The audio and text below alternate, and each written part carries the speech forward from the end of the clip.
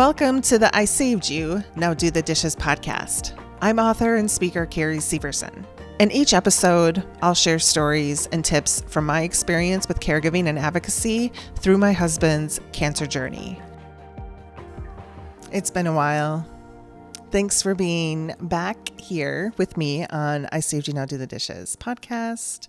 I'm Carrie. It's been a while. I haven't wanted to do this in many months. I was really waiting for, Gavin got really sick at the beginning of the year. Then I got sick. We've had a ton of really crazy things happen this year. I've been waiting for not only inspiration, but like direction. And it hasn't come until this morning. I woke up and noticed that, my social media team and I decided to post content from season 1 of I Saved You, Now Do the Dishes to mark the 2-year anniversary of what was happening right now 2 years ago. Because 2 years ago, I was fighting a hospital network to get my husband admitted to the long-term cancer wing. I was filing complaints against medical staff members who were violating his patient rights. I was sleeping at the hospital to communicate on his behalf. He had signed a document to let me be his voice. And prior to my husband getting cancer, I didn't even know we had patient rights. And his were violated.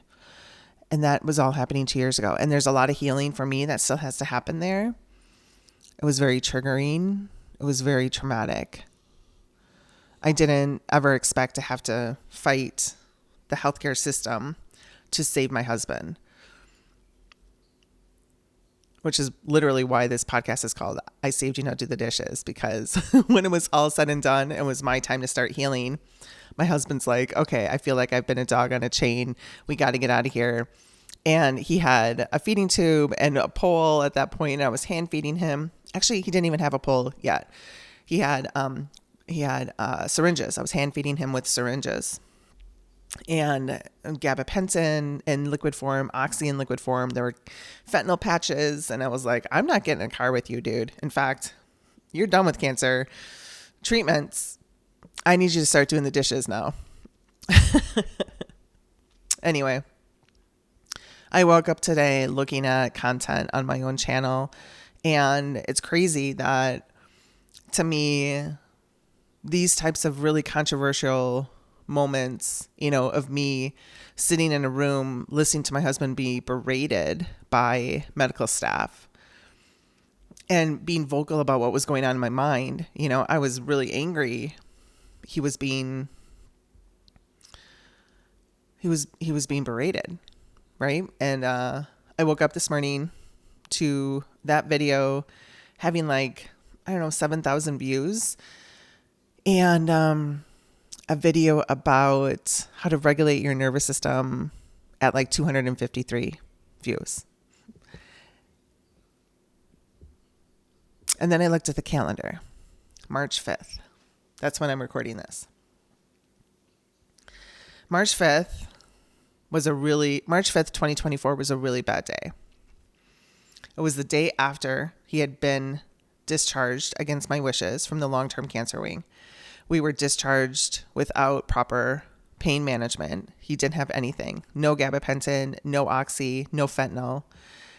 My husband was considered a burn victim at that point. He had second-degree burns on the inside of his neck, on the outside of his neck. He could not swallow anything. He had a feeding tube. And I had learned how to hand feed him through the syringe with discharge papers in my hand at 4:00 in the afternoon on March 4th. And we were expected to be back at the hospital at 7 in the morning on March 5th. I protested. I was like, that's not happening. He won't have any pain drugs. He won't be able to move. I can't get him back here at 7. I know I won't. And they were like, well, you need to. Or the hospital was threatening to discontinue his treatments altogether. So I got him in the car. We were 15 minutes late. Like I said, I'm like, we won't make it. We'll be late. He moves really slow. He's going to be in a lot of pain, and we'll fight traffic the whole way. We would have to leave the house at like 5:30 at that point. It didn't happen. We were late. We were reprimanded for being late, and then we were told we would have to go reschedule. And my husband did not want to. So we're in an elevator going down to the lobby, and he's like, I'm in a lot of pain. And he couldn't talk at that time because he had all of this. I called it ropes of mucus. I was the only one that could understand him. His mouth would fill with mucus. And so we were walking around with like rolls of paper towels. He would spit in a paper towel every couple of seconds and like get a syllable out before his mouth would fill up again. And so there was a lot of charades. There was a lot of pointing. But he said the word pain, and then he pointed to the door. And so I let him walk across the lobby. In his mind, I thought he's probably storming off, but he's in so much pain. He can barely walk. He's moving like, a snail here, just moseying on through the lobby, going really fast. So I took several minutes for him to get across the lobby. I let him have his space. I finally made my way out the door, and we were sitting down at this table outside underneath this tree. We were supposed to reschedule his day because at this point it was sort of shot. We were sitting there at like 7:30 in the morning and told because we were late for the first appointment, everything else got, messed up. So he's like, I don't want to reschedule. Let's go home. I'm in pain. And I didn't have the energy to fight him. Medicine was still not at the hospital. I'm like, before we leave, let me call to see if anything's here. Nothing. There wasn't anything there. But before I left, I did put in a bunch of emails to all his team, letting him know how disappointed that A, he was discharged the night before against my wishes. B, that they were unwilling to work with us on getting to the hospital at a time that, was going to work. I was very vocal about the fact that a 7:00 appointment was not going to work. It had never worked. And up until that point, we were able to schedule everything on our own. This particular appointment was to check in with the chemo team because he had fallen through the cracks in the oncology department, and he was never assigned an oncology nurse. And here we were like 5 or 6 weeks into this journey, and he had seen whoever was available at that point. Anyway, and so that particular appointment was going to be with somebody he had never met before, and this was the only time she could see him. And when I said 7:00 isn't going to work, it's never worked. We don't typically get to the hospital before 9 a.m. She was like, well, if you can't come tomorrow, then we're taking you off the chemo list altogether. And chemo was it was there to support the radiation drugs, the radiation process. And I kept thinking, if I don't do this, if he doesn't do chemo and cancer comes back in a couple of years, I will question, is it back because we didn't do chemo? He didn't do chemo. Anyway, so we're sitting at this table, and he's like, I want to go. I don't feel good. I'm in pain. And I believed him. He didn't have anything. Not even, he had Tylenol crushed up in water. So 1,000 milligrams of Tylenol, 4 p.m. when we left the hospital, and then again in the morning, but that was it. And it doesn't touch burns, Anyway, I put in notes to all the departments. I'm really disappointed. This is, we were told this was a team effort. We were told you guys were supporting us. I asked not for him to be discharged the night before. One of the doctors told me that, He came here for a feeding tube. He has a feeding tube. He was being watched for pneumonia. He doesn't have pneumonia. He doesn't have a fever. He's able to take the formula.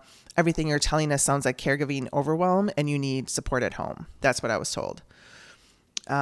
Really unhappy with the experience. And I'm like, at this point, we're not staying here today because he was discharged without pain management and he's in pain and I'm not going to put him through this or have an argument here at the hospital. So we're out. I took him home. There were no drugs for us to get. So he was on now like real, going on 12 hours, more than 12 hours of nothing, no pain management at all. It was going to get worse. I knew it was going to get worse. And later on that day, gratefully, he fell asleep when we got home. Later on that day, his radiologist calls and admits to us that, things are going badly, admits to me, things are going badly. At this point, we think you should call the chemo department and talk to them about no longer doing chemo because Gavin's quality of life has declined. And my immediate response was, I have to call them? Why don't you call them? You're the one that is supposed to be a teammate of the oncology department. Why do I have to call them and tell them something you said for me to say? This isn't the telephone game here, you know? Anyway, that happened March 5th, 2024. So I woke up this morning really surprised at the number of people that are watching a 60-second clip of like the worst part of our experience. But then again, not surprised because, that's what happens. And for the first time in a number of months, I was inspired to get back on here and start sharing again. The healing journey is still happening. It's still unfolding. Gavin today is up north, prospecting. He's a water bug. He loves being in the water, being in the creek, being out in nature. That is part of his ongoing healing process. He's done that a couple of times this year. But it's really challenging we're consistently trying to find our new placement. He and I are strong. It's crazy the amount of crap he and I have been through in the 8 years we've been together. We met like 8 years ago, right around now, going on 6 years of marriage. And in that time, we've been through more than most people have been through in 20 years and faced a really weird couple of experiences already in 2026 that made us even stronger. But it's hard to consistently, in my mind, I think it's hard. He actually is consistently talking about God and how he's surrendering and how God's in control. And, we have got this thing behind us. Joshua 1:9, be strong and courageous. Don't be afraid or discouraged, for the Lord your God will be with you wherever you go. That's consistently on our wall now. But yeah, I started this year thinking saving lives and doing dishes, the keynote. I'm putting that everywhere. It's going to be great. I'm up a level in terms of price. I pitched myself to, for real, maybe 100 places to speak. And then started 2026 having no idea where I'm going with this or why I'm doing this anymore. It's weird. It's been an incredibly weird year. I am interested in continuing the conversation, though, for caregivers because there's a huge gap in the caregiving between caregivers and healthcare. And the more caregivers I meet, the bigger issue I see. That gap is there. And I want to be part of the conversation to close that gap. So if you are a caregiver fighting hospitals and the medical community to be heard, to be witnessed, to be seen, it is not overwhelm without reason. The overwhelm is there for sure, and you have every right to be overwhelmed. When you feel dismissed by the healthcare community, by it simply being caregiving overwhelm, know that you have a huge community behind you. There are plenty of resources. Caregiving.org is a great source for resources. Caregiving burnout is a real thing. Compassion fatigue is a real thing. There are plenty of resources for you. You aren't crazy. The situation is really fucked up. And I see you. Take care of yourself. Speak out. Speak up. Talk about your experience. Reach out if you need to. I'm happy to talk to you.